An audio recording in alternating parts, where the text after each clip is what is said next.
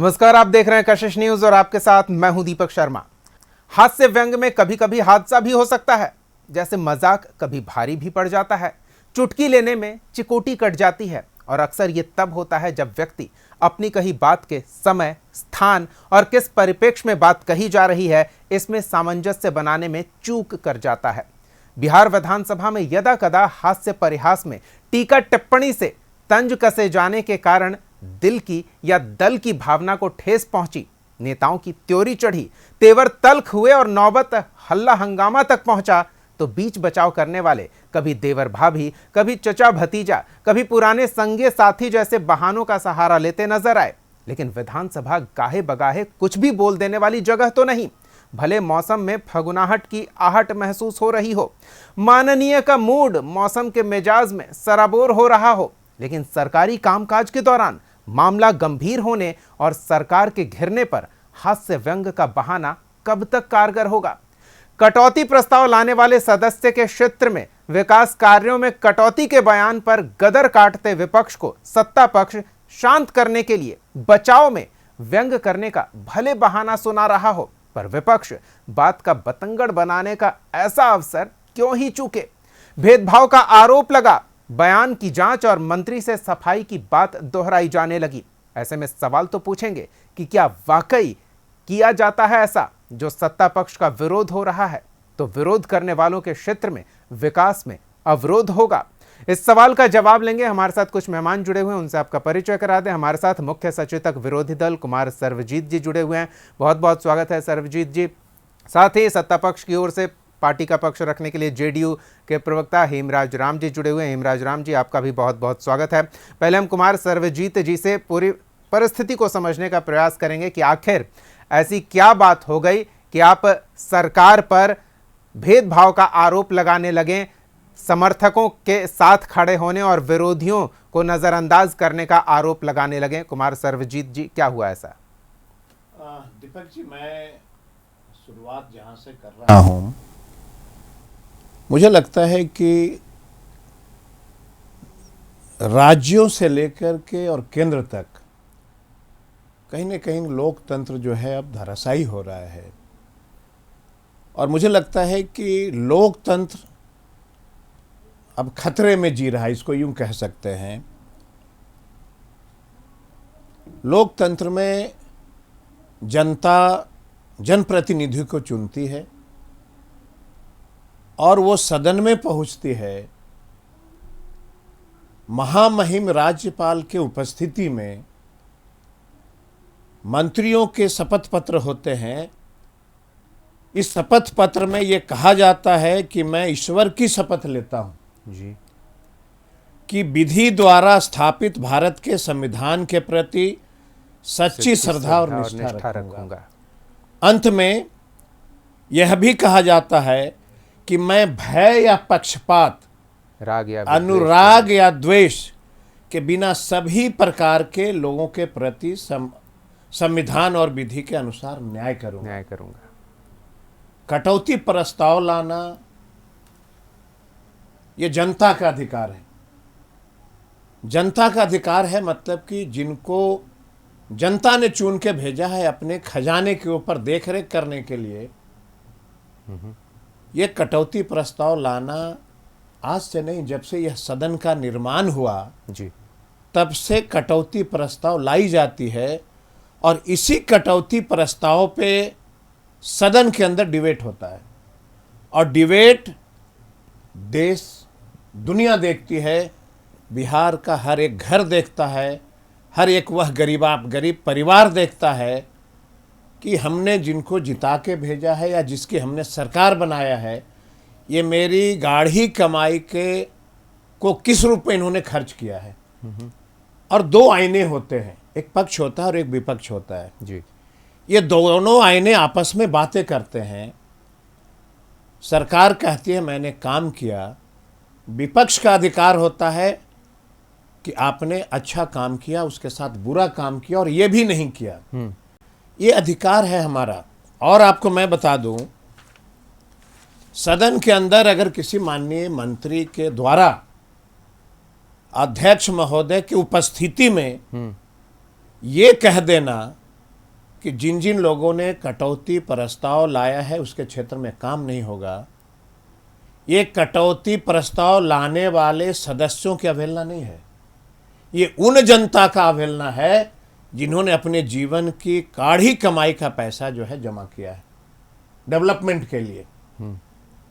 इसके बहुत सारे नियम और कानून है, सदन के अंदर नियमावली बनती है। बिल्कुल। और यह जो शपथ पत्र पढ़ी जाती है, ये हमारा और आपका बनाया हुआ शपथ पत्र नहीं होता, यह संविधान का शपथ पत्र होता है। आखिर यह शपथ पत्र संविधान से निकल के क्यों आती है? देश को, दुनिया को, जनता को यह प्रॉमिस की जाती है कि भारत के संविधान का हर एक शब्द का हम पालन करेंगे, हर एक कानून का हम पालन करेंगे। जी। अब जो है किसी भी माननीय मंत्री के द्वारा अगर ये कहा जाए सदन के अंदर कि आपने कटौती प्रस्ताव लाया है जिन जिन लोगों ने, हम उसका काम नहीं करेंगे, यह लोकतंत्र के साथ मजाक नहीं है तो क्या है? मैंने कई बार बिहार के जनता से अपील भी किया हूं जी कि लोकतंत्र में कभी भी इतनी बहुमत मत दे दो कि आपकी जो कमाई है ना ये भरपूर बहुमत वाले लुटा देंगे।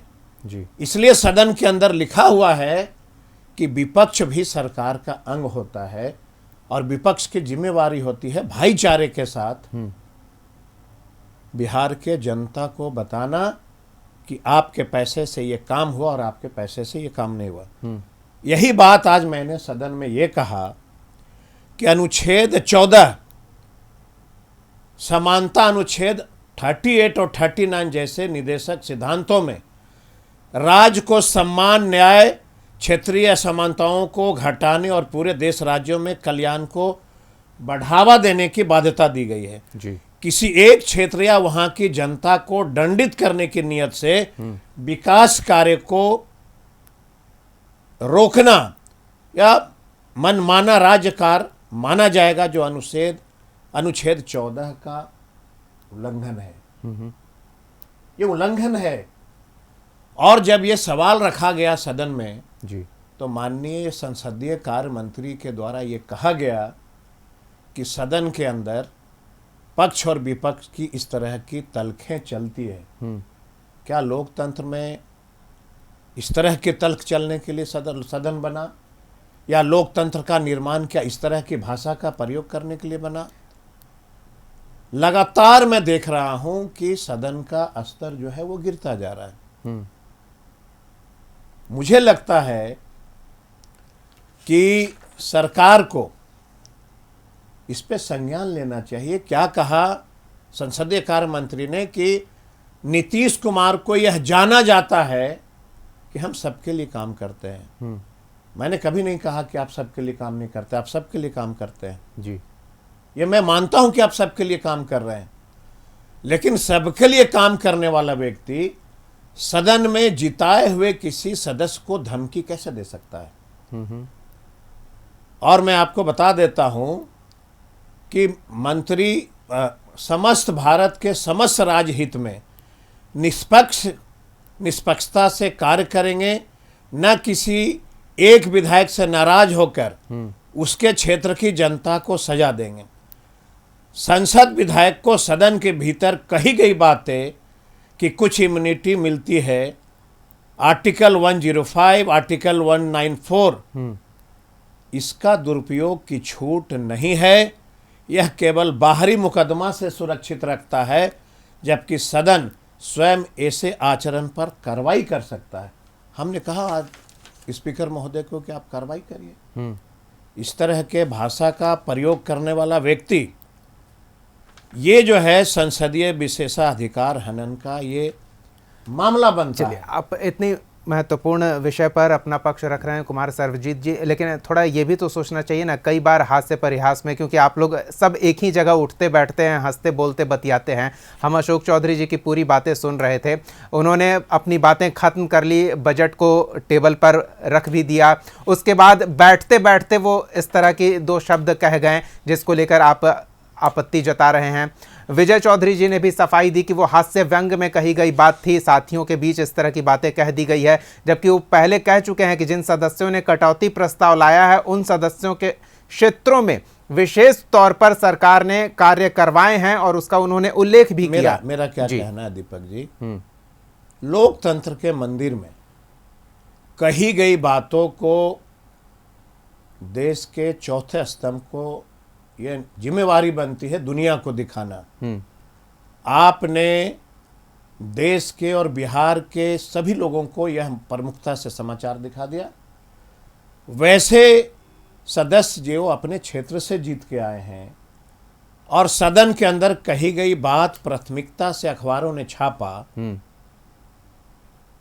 और उस क्षेत्र के जनता ने देखा, अब वह उस क्षेत्र की जनता जो है मायूसी की जीवन जिएंगे, डिप्रेशन में रहेंगे। तो क्या हमारे माननीय मंत्री और संसदीय कार्य मंत्री की ये नैतिक जिम्मेवारी नहीं है कि वो प्रेस कॉन्फ्रेंस करके ये कह दें कि मेरे द्वारा कही गई बातें हंसी मजाक की बातें थे, इसको जो है अन्यथा नहीं लिया जाए। चलिए, मैंने अध्यक्ष महोदय को भी कहा। ये एक बिंदु है, आपने जिस व्यक्ति से सुना है उसी व्यक्ति से आप सफाई भी सुनना चाहते हैं, ये आपका कहना है। हालांकि सभा में कही गई बात और सदन में कही गई बात, दोनों में ये फर्क है कि एक ऑन द रिकॉर्ड रहता है और उसके लिए आप जवाबदेह हैं, जिम्मेदार हैं। सभा में कही गई बात के लिए आपको कोई जिम्मेदार नहीं ठहरा सकता, आप उसके लिए जवाबदेह भी हैं, ऐसा जरूरी नहीं है। वो सार्वजनिक सामाजिक नैतिकता पर निर्भर करता है। लेकिन सदन की बात है तो बात दूसरी हो जाती है। हेमराज राम जी के पास चलते हैं और उनसे जानते हैं कि गंभीर आरोप लगा है सरकार पर कि वो भेदभाव करती है, मतदाता के मिजाज को समझती है और उसी अनुरूप उस क्षेत्र में सरकारी योजनाओं का अनुपालन कराती है। ये बहुत ही गंभीर आरोप है सत्ता पक्ष पर। हेमराज जी क्या कहेंगे? देखिए, 2005 से लेके अब तक बिहार के माननीय मुख्यमंत्री नीतीश कुमार जी लगातार काम कर रहे हैं जी, और अभी तक जो पिछला रिकॉर्ड रहा है आपने देखा होगा, बिहार की जनता ने देखा है, देश की जनता ने देखा है कि नीतीश कुमार जी कोई भी कार्रवाई करते हैं तो कोई पक्षपात की भावना नहीं होती। विरोधियों को भी उंगली उठाने का मौका नहीं मिलता है कि ये पक्षपात किए हैं। वो सम्मान पूर्वक व्यवहार विरोध पक्ष के लोगों के साथ भी करते रहे हैं और हमेशा उनका ध्येय रहता है कि बिहार के विकास के लिए, बिहार के आम आवाम को लाभ पहुंचाने के लिए, उनको राहत देने के लिए लगातार काम करते रहे हैं और उसी काम का नतीजा है कि आज बिहार विकसित राज्यों की श्रेणी में आने के लिए तैयार हो चुका है।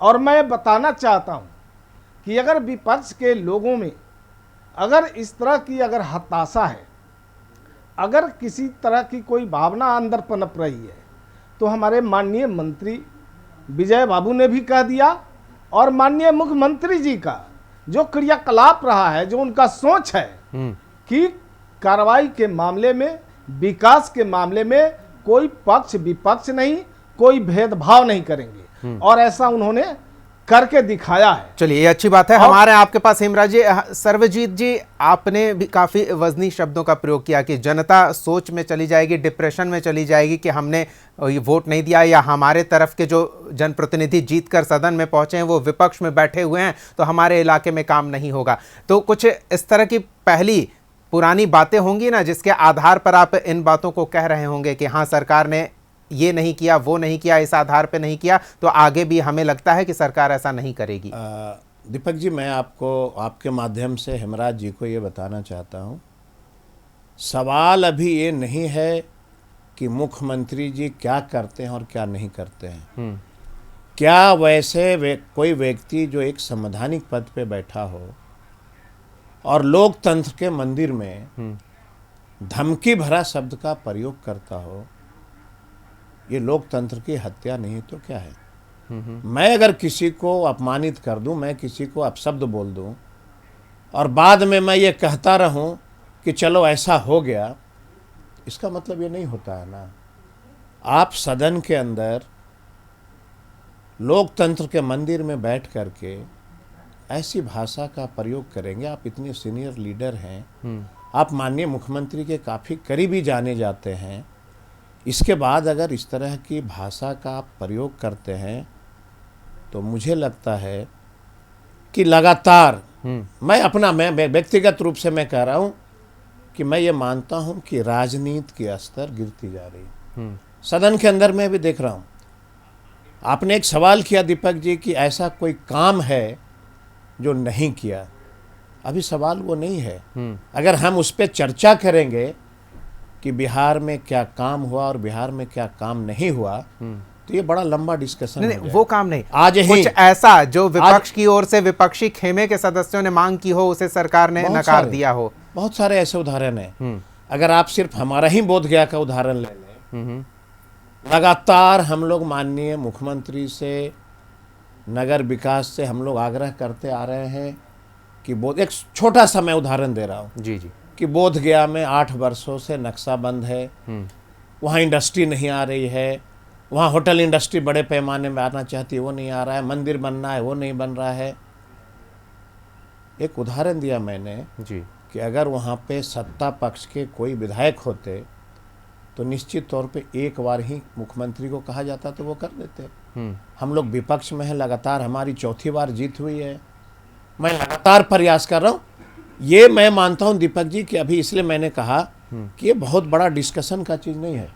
अगर डिस्कशन करेंगे तो बड़ा ये विस्तार से इस पर कभी हम लोगों को मौका मिलेगा करेंगे। अभी हमने जो कहा कि मैं देखता हूँ कि परिषद में भी लगातार इस तरह की भाषा का प्रयोग हो रही है। सदन में भी मैं देखता हूँ, विधानसभा के अंदर, वहाँ भी न जाने कैसी कैसे बातें हो रही है। मुझे लगता है सरकार के पास 2 ही नीति है। जब कोई काम की बात करिए तो वो कहते हैं 2000 पहले क्या था जी। अगर कोई मंत्री ये कह के चले जाएं, कोई संसदीय भाषा का प्रयोग करके चले जाएं, तो आप कहिएगा मुख्यमंत्री न किसी को बनाते हैं न किसी को बिगाड़ते हैं। सवाल वो नहीं है ना। सवाल यह है कि लोकतंत्र जा कहाँ रहा है। जो व्यक्ति माननीय मुख्यमंत्री के सबसे करीबी हो, वो व्यक्ति अगर सदन में इस तरह की भाषा का प्रयोग करते हैं जी, तो मुझे लगता है कि सदन का जो हमारा नियमावली है, बिहार के सभी माननीय मंत्रियों को अब वह नियमावली पढ़ के आना चाहिए कि सदन के अंदर क्या कहना और क्या नहीं कहना है। बिहार की जनता आपको क्या पसंद करती है और नहीं करती है, जिसने वोट दे करके आपको जो है यहाँ तक भेजा है, वो क्या चाहती है, ये आप सबको पढ़ना चाहिए, क्योंकि स्तर लगातार गिरता जा रहा है। आपकी बातों को मैं अपने शब्दों में हेमराज जी के सामने रखता हूं और उस पर उनका जवाब ले लेता हूं। हेमराज जी, ऐसा लग रहा है कि विपक्षी खेमा कह रहा है संख्या बल के मद में सत्ता पक्ष है, न मुद्दों की समझ रख रहे हैं, न मुद्दों की गंभीरता को समझ रहे हैं। देखिए, बिहार की सरकार जिसका नेतृत्व आदरणीय नेता नीतीश कुमार जी कर रहे हैं, हमेशा जन सरोकार के मुद्दों पर काम किए। अब हम विपक्ष की बात करते हैं तो जब सदन चलता है तो विपक्ष के जो नेता होते हैं अक्सर सदन से बाहर होते हैं। अगर सदन में भी होते हैं तो जन सरोकार के मुद्दों पर चर्चा कराने के बजाय वो सिर्फ हंगामे खड़ा करना उनका मकसद रह जाता है।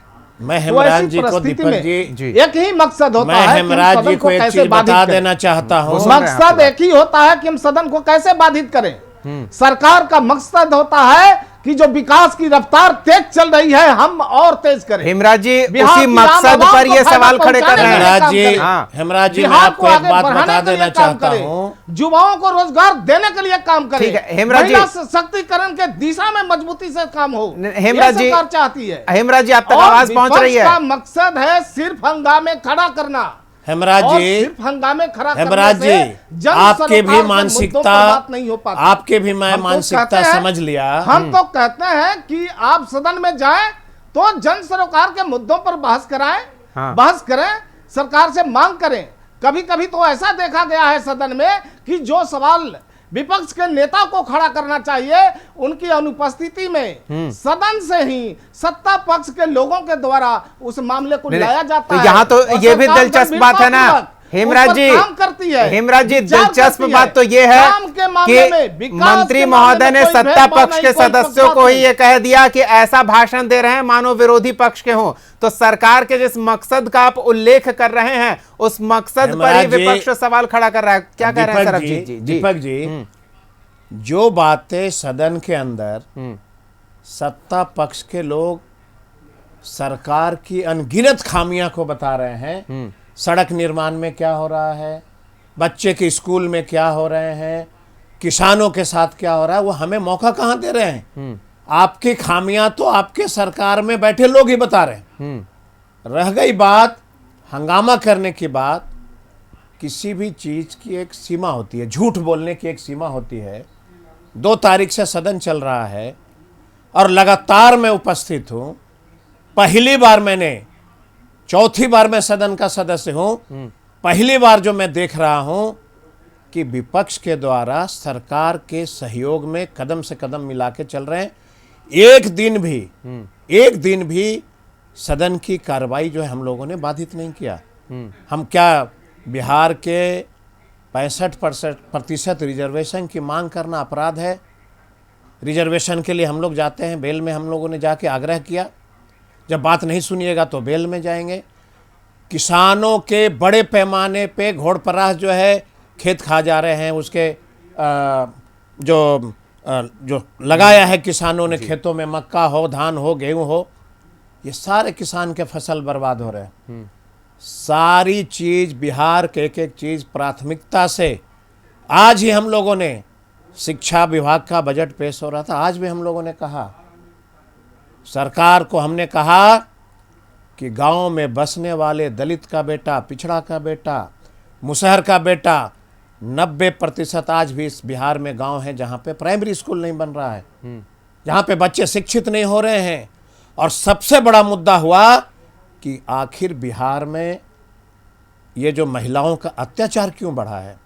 ये बड़ी गंभीर विषय है, बड़ी चिंता का विषय है। इन पर बात नहीं हो रही है, इन पे सरकार डिबेट नहीं कराना चाहती है कि आखिर जो बच्चे इस तरह के घटना कर रहे हैं, क्या वो शिक्षा के अभाव में भटक रहे हैं? एक चीज और बता दीजिए, क्या सूखे नशे का शिकार हो रहे हैं? आप नियमन का हवाला देते हैं तो बजट पर चर्चा हो रही है, विभागीय मंत्री अपने विभाग के बजट को रख रहे हैं। अब बिहार, तो उस दौरान क्या ये चर्चा का विषय है? बिहार के इतने सीनियर मंत्री को ये नहीं पता है कि कटौती प्रस्ताव जो होता है यह डिबेट के लिए लाया जाता है और बिहार के आम आवाम को ये बताया जाता है कि आपके द्वारा इतने पैसे लिए गए, आपने अच्छे से काम नहीं किया, इसलिए हम आपको इतने पैसे का कटौती प्रस्ताव पेश करते हैं। इसी पर डिबेट होता है सदन के अंदर और तब जाकर के पैसे का लेखा जोखा सरकार देती है कि आपने जो आरोप लगाया ये सही है और गलत है। मंत्री महोदय ने व्यक्तिगत स्तर पर ले लिया और इसलिए ये नाराजगी या फिर विपक्ष के रवैये को देखते हुए बैठते बैठते इन शब्दों का उपयोग कर गए, जिसको लेकर ये सियासी हंगामा खड़ा हो गया है। हेमराज राम जी, क्या लगता है कि सत्ता पक्ष विपक्ष के इस गंभीर आरोपों का जवाब उचित मंच पर उचित माध्यम से दिया जाएगा? देखिए, विपक्ष अगर सही सवाल करे तो उसके सवालों का जवाब है। जन सरोकार से जुड़े हुए मुद्दों पर सवाल करे तो उसका जवाब है। एक ऐसा सदन में उदाहरण बताइए हेमराज जी, हंगामे खड़ा करना एक कोई प्रश्न आप बता दीजिए। लेकिन मैं बात करना चाहता हूं हेमराज जी, क्या महिलाओं का अत्याचार पे सवाल पूछना गलत है? तो मैं क्या किसानों की बात करना गलत है? आरजेडी के शासनकाल में, चाहे कांग्रेस के शासनकाल में, दलितों की क्या स्थिति थी? 2005 में अनुसूचित जाति और जनजातियों के कल्याण का बजट क्या था? मात्र 40.48 लाख। आज बजट क्या है?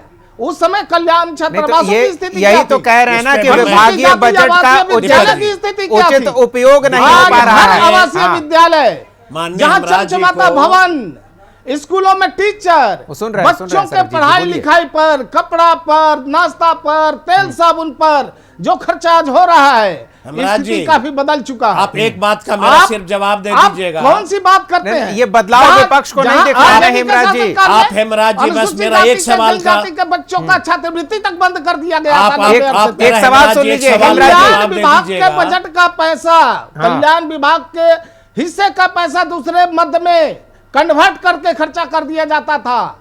हेमराज जी, छात्र तरसते रह ठीक है, जाते थे। हम अलग अलग विभागों की आज- बात नहीं करें, एक आप एक मिनट। सवाल आज सुन लीजिए। बात करते हैं हम हेमराज दलित जी, युवाओं की। हेमराज जी, एक हेमराज बात जी, सुनो सरकार 10 आप। लाख एक रुपए एक मेरे सवाल बड़े है। भाई, हेमराज बोलिए जी, बोलिए सरब एक जी, बात बोलिए, सुन लो हाँ, आप। जल्दी से। आपने कहा कि आज बजट क्या था और पहले क्या था। आपकी शादी जब हुई थी उस समय आपके जो पत्नी को जो उनके मैके वालों ने जो गहना दिया था उसका कीमत क्या था उस समय? अब सरबजीत बाबू जान लीजिए, मेरी भी शादी हुई तो बिना तिलक दहेज के शादी अरे हुई थी। भाई, मैंने उस बात पे नहीं तिलक कहा। दहेज मैंने की दो नहीं दो है। बेटों की ये कह रहे हैं शादी बात की, मैंने बिना रुपए कहा, तिलक दहेज की रुपए शादी से की। क्या आप कह रहे खरीद हो सकते हैं बजट आज और था। क्या खरीद सकते उस सकते हैं? समय सोने और गहने की हम क्या दहेज के कीमत पक्ष थी? में नहीं है। उस समय लेकिन सोने और जान गहने की लीजिए, क्या जो कीमत संस्कार थी? नीतीश कुमार जी और ने हेमराज जनता जी, दल के कर्जकर्ताओं उस समय को दिया है। यूपी का बजट क्या था? वो भूखे रह उस समय सकता है। उड़ीसा का बजट क्या दलाली था? नहीं कर सकता उस है। समय आसाम किसी का के बजट साथ क्या बिचौलियों का था? काम उस नहीं समय कर सकता नागालैंड है। का बजट क्या था? अरे भाई, आप स्टडी कर अब लो। हम आपसे पूछते अब हैं, हमसे क्यों सर, कह आप रहे आप हैं? बात करिए ना। 2000 दलित मुद्दों पर पहले बात के करिए।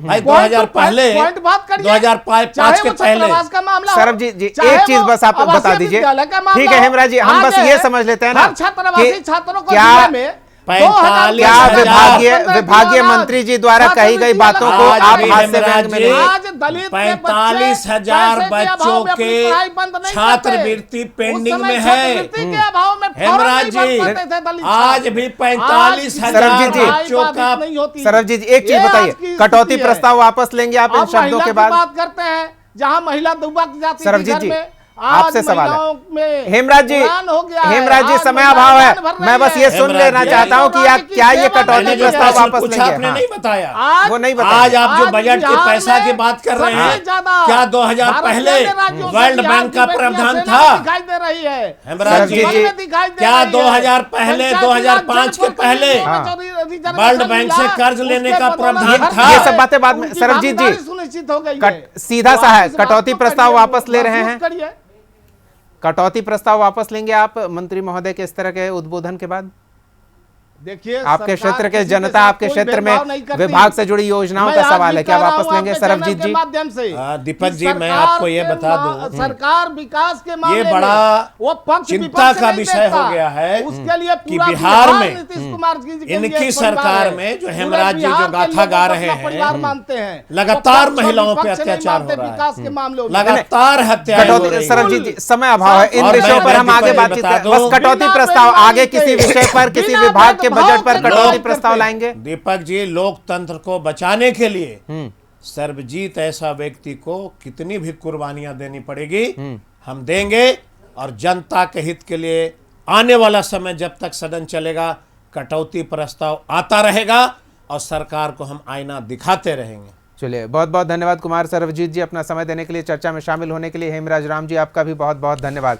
कटौती प्रस्ताव यूं तो विपक्ष की ओर से एक सांकेतिक प्रथा सी है, लेकिन सत्ता पक्ष के सदस्य ने इसे अपने व्यक्तिगत अहम पर शायद ले लिया है। हालांकि बाद में हंगामा बढ़ने के बाद सफाई दी गई, लेकिन उस सफाई से विपक्षी खेमा संतुष्ट नहीं है और सरकार पर भेदभाव का आरोप लगा रहा है। मतदाताओं के वोटिंग के पैटर्न को समझकर उनके क्षेत्र में विकास की योजनाओं को देने को लेकर भेदभाव का आरोप लग रहा है। सत्ता पक्ष पर यह गंभीर आरोप है, जबकि सत्ता पक्ष की ओर से स्पष्ट किया गया है कि ऐसा न कभी किया गया है, न कभी करने का इरादा रहा है और न आगे कभी किया जाएगा। लेकिन विपक्ष को चाहिए मुद्दा माहौल बनाने का, और विपक्ष को वो मुद्दा मिल गया है। अब इसका जवाब क्या होता है, इसका इंतजार रहेगा। फिलहाल इतना ही। अगले एपिसोड में एक और सवाल के साथ हम फिर मौजूद रहेंगे। तब तक के लिए देखते रहिए कशिश न्यूज़।